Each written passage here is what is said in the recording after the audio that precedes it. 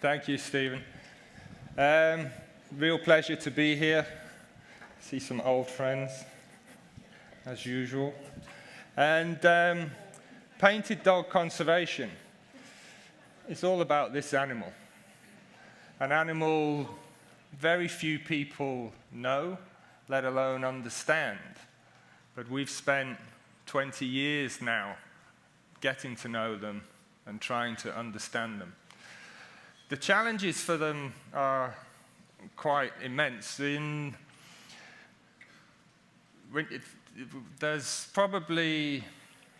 fewer than 7,000 painted dogs left in the wild. So if you put that into some kind of context, we've heard a lot about elephants and lions, and for sure, rhino, a lot of species have their own problems. But where we work in Warga National Park alone, there are 40,000 elephants, there's more than 500 lions, there's fewer than 200 painted dogs. So when it comes to the race towards extinction, unfortunately the dogs are winning, and it's a race that they don't even want to be in. So we have to try and deal with that. We face challenges on a day-to-day basis. But a fundamental belief that we have at Painted Dog Conservation is that you must change lives. You must change people's lives, and also the lives of an individual dog can and does make a difference. And there's many friends in the audience here, Kathleen, Catherine, Rob, where's Steve? Steve, Judith, Lynn somewhere. Been out, and like Stephen said, also we've had the privilege of Stephen and Florence visiting us as well, and we really encourage that. We really want you to come out, get involved, really come and see what it's like to run a conservation project on the front line. So a lot of what we deal with challenges us mentally, emotionally, and physically at times on a day-to-day basis. But we have resilience, and that resilience really comes from the support that you provide for us. A lot of the work we do is all about dispelling myths. One of the myths that's widely circulated is that the dogs, the painted dogs, will kill everything. They'll devour everything in their path. And this clearly shows that that is just not true. Certainly, where's the pointer? Certainly impala in the background, very much on the menu for painted dogs. It's a common prey species. Waterbuck here in the foreground, less so. But you can see just how interested the dogs are. And, you know, those impala don't look like they're in fear of their life. And that's nature. That is the balance of nature that is there.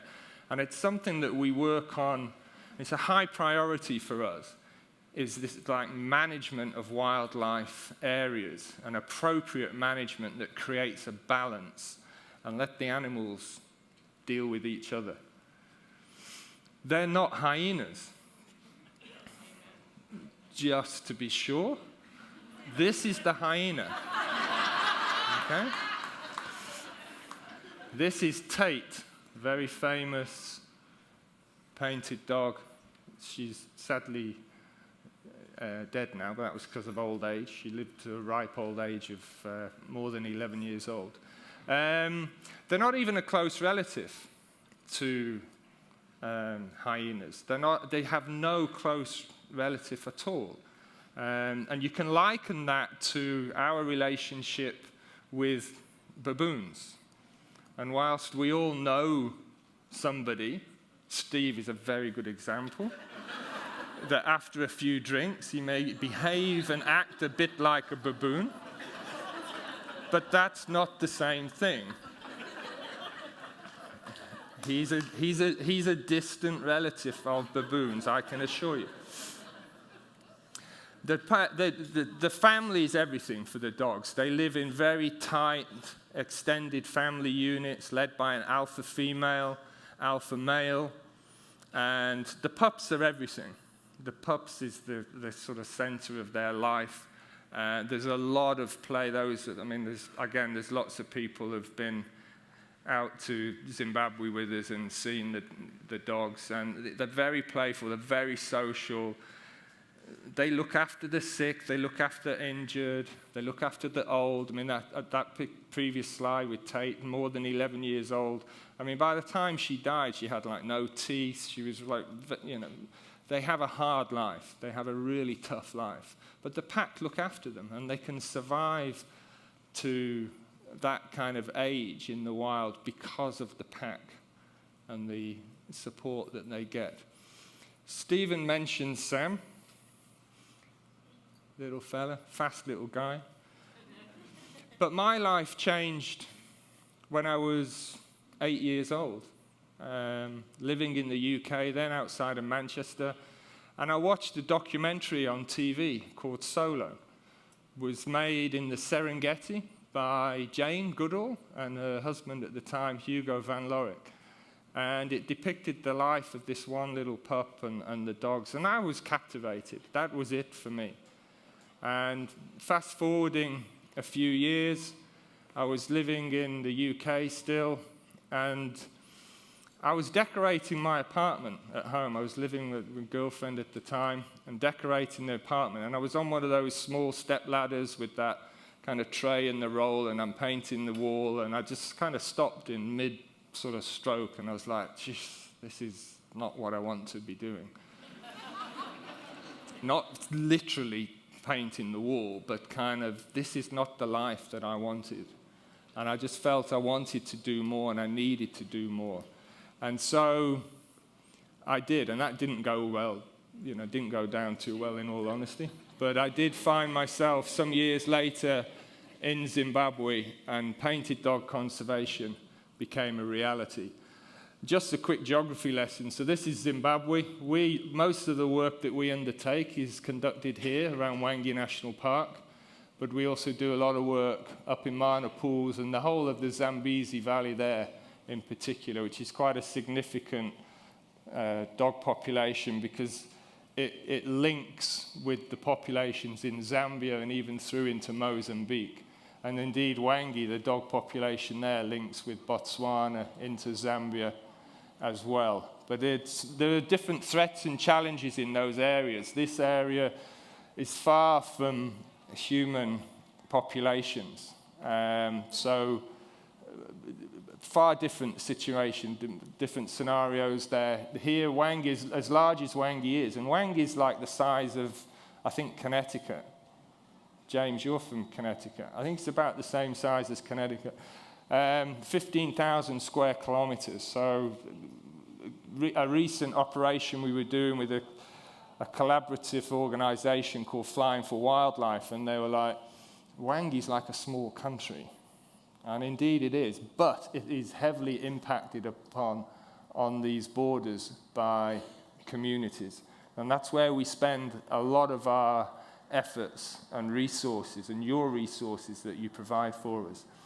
But when I'm talking about life-changing situations, just to give you an example here, this is Vusile. She was an orphan painted dog that literally turned up at our rehabilitation facility like this. This, again, the people who have been to our facility know that's right at the gate of our facilities, where we'll take in sick, injured, orphaned, we'll translocate entire packs away from farmland if they're in threat, and we'll raise them there, we'll release them to the wild. She just turned up as an orphan. We kind of knew who she was, but we didn't have a great understanding of her pack or anything. And she walked inside to the enclosure. We integrated her with some other dogs that we had there, which was probably why she was there. She'd never been to our facility before, but she just turned up. We had other dogs there, and we integrated her with those dogs, released her into the wild. We can trace 137 individual painted dogs back to her. That one action to save her life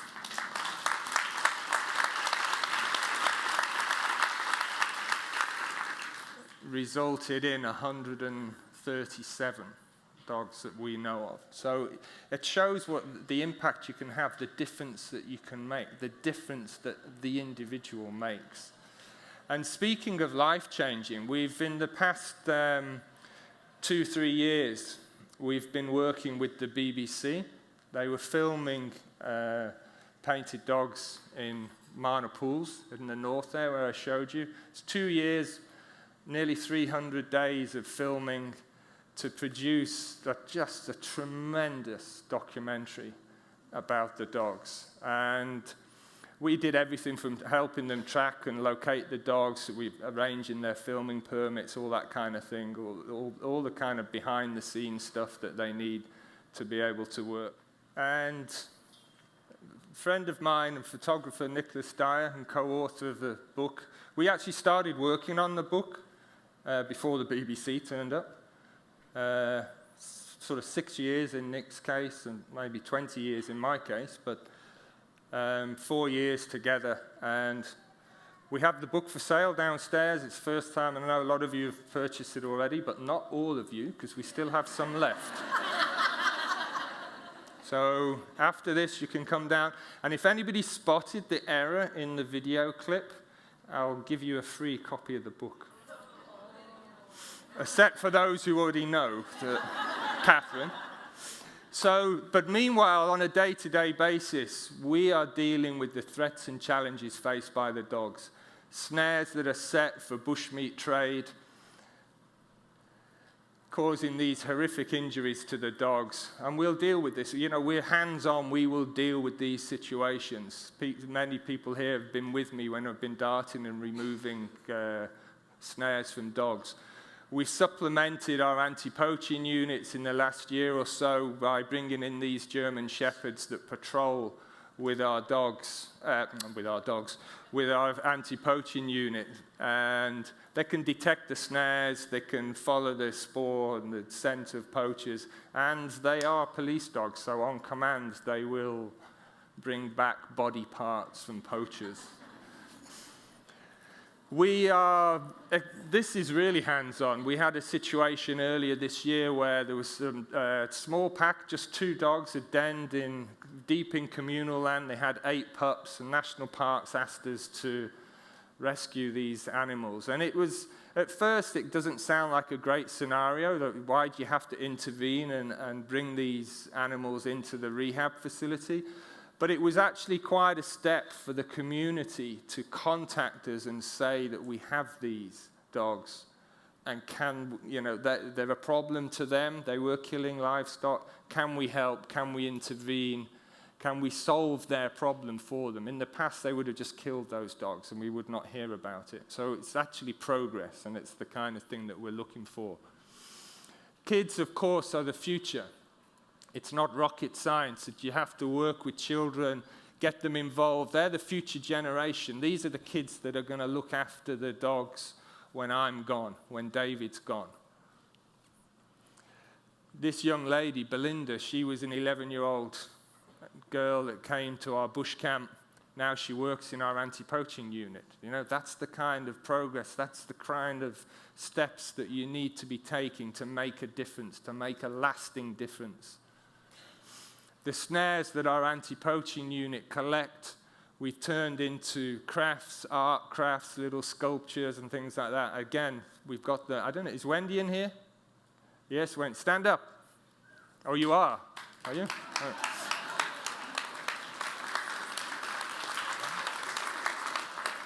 Go and see Wendy downstairs and you'll see the products and that. It's an income-generating project for more than 40 local people in the villages around us.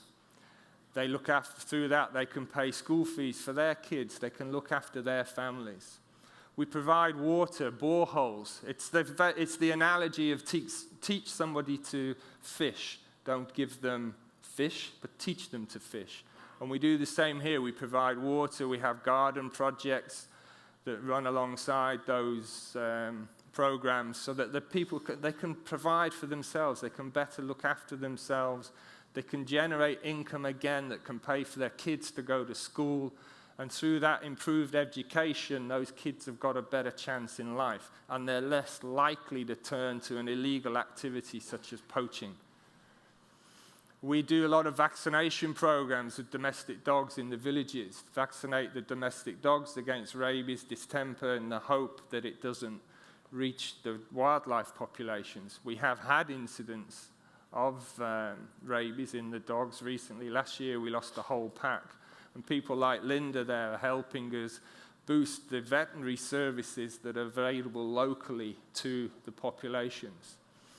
So at the end of the day, everything we do is for the dogs. But it's engaging with people, it's working with people, changing lives that really matters at the end of the day. And my life changed again when this fella joined us.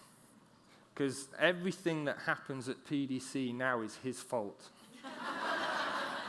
Good and bad. So I'd like to introduce my friend and colleague, David Kuvawoga, and hopefully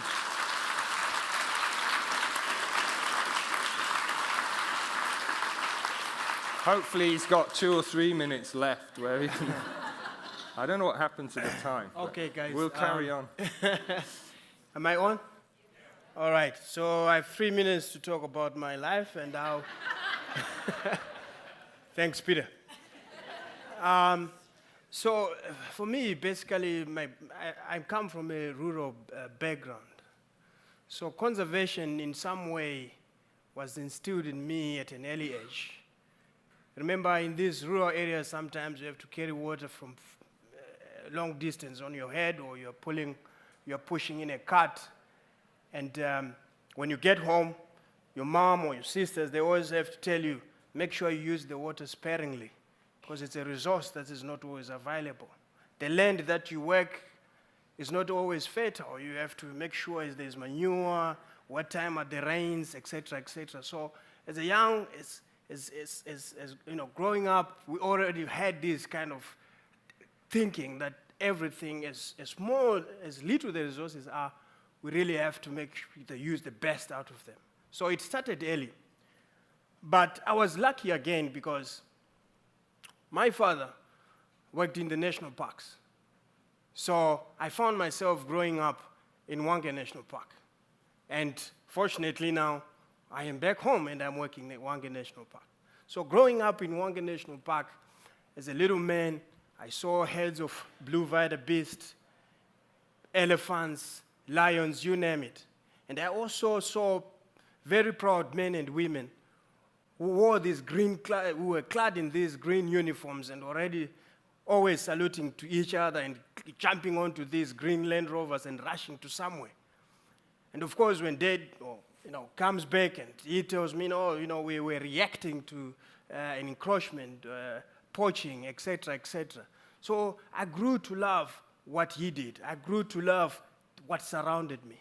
All that I saw day to day was this beautiful landscape, beautiful wildlife, and I wanted to be that. I got inspired to do that. So that's why probably you understand why we also emphasize on the children's bush camp, because this was my big bush camp for a long time. And I was passionate about it, and I went on to do conservation at university so that I can protect what I know and what I love. And that's what we want to do to the children in these communities also. If you don't know something, you're not going to care about it. And I care about wildlife. So I went to study, and I found myself at PDC. And guess who I bumped into? Jailers. Some of you know that this is the best panda dog tracker in the world. I don't know, Peter might have something to say on that, but but Jealous is the best. But to me, Jealous is my brother. As a young man, Jealous took care of me. And I remember one day, he said to me and my cousin, he said, I don't want you boys to go into the orchard. This is the mango fruit. I don't want you to go in there. We want the mangoes to ripe first, etc., etc. But we didn't have, we said, no ways. But he had swept the orchard and removed all the leaves and went away. So we tiptoed with my cousin and went into the orchard and got as many mangoes and walked out. But this tracker didn't start only when he joined PDC. So when he got back, I saw him passing in the orchard. And I tell you, from the length of our toes and the cracks in the soles of our feet, you could say, this is David. That's Herbert. So to cut a long story short, we got a bit of a whip. But yeah. But when we, it's the irony of it is that I'm back, and coincidentally I'm at PDC, and I'm his boss now. So, but anyway, we laugh about it. It's been terrific. But life at PDC has been so life-changing to me. I really have appreciated my time there. The organization itself has managed to capacitate, to build myself and my fellow colleagues as far as our ability to do the work that we do is concerned.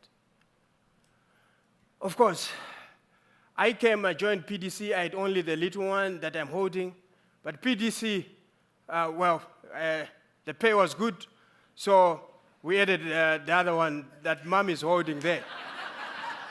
So this is my family now, and I studied in South Africa, and I got a job in South Africa, but my heart was always back home. My heart always wanted to be back in Warga. So my family now being back in Warga, it's really a privilege, and we're doing what we love. And despite the challenges that some have alluded to about Zimbabwe, we want to be in there. We want to solve these problems with our colleagues, with our fellow citizens, so that one day we will not be carrying the $1 billion and which were alluded to earlier. So day to day, this is most likely where you find me. If you get to PDC, this is where you find me most of the time. I'm on my decks. I've got colleagues. We're trying to find the best solutions and the best efficient ways to make sure that the company runs well. You heard from Peter that everything that happens and goes wrong there is my fault. Indeed, and I take it all. But I have a great team that I work with. Those are just some of them. And I believe you me, for me to be able to do that work, for this team to be able to be successful, for us to be able to plan and organize and do the anti-poaching work, the research work, arts and crafts, rehabilitation facility, nothing of that would really, really come to fruition if it wasn't for your support.